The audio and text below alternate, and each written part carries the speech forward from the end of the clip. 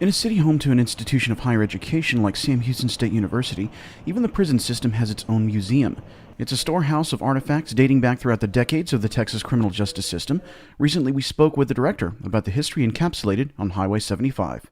Well, this prison is designed to preserve the artifacts of the Texas prison system and its history, and to showcase those to the public. The idea began in the mid-1980s when some of the people who worked for the prison system realized that, there were a lot of artifacts out there that were just kind of out in the open and weathering, and they needed to get those things together and preserve them.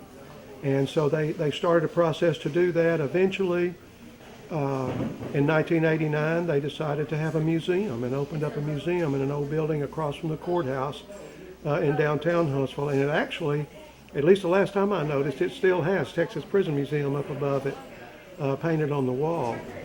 And they were out there until they saved the money and built this building, and we moved in out here in, I believe it was November of 2002. And we nowadays have, at least the last 2 years, we've had a little over 34,000 visitors a year. Probably the number one thing that people come in here to see is the electric chair. We have Texas electric chair here. 361 men died in it. So that's probably the biggest draw into here. But I'm going to say that the thing that they get most interested in are two different displays. One shows the craftiness of inmates and some of the neat things they build, and there's a total different display about what they build, but it's for purposes, negative purposes, such as knives and weapons and things like that. We also have a nice display on the Texas Prison Rodeo, which is a good draw. And another one that comes to mind would be the display about the Carrasco incident, which was a hostage situation at the old Walls unit downtown back in 1974. This object behind us is a model of the Walls unit. Actually, the real name of it is the Huntsville unit, located in downtown Huntsville. And that model was made by inmates who lived at the Walls unit in 1975.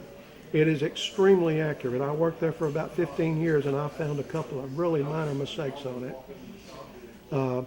And even after all these years, there's only about three major things that have changed as to what that layout shows. The most notable being that the rodeo arena is gone now. Probably I would take you back and show you three little pistols that don't look like much, but they are carved out of wood and painted, and I will guarantee you they're realistic, and very realistic, enough so that if I pull one of them on you, you'd raise your hands. I have no doubt about that.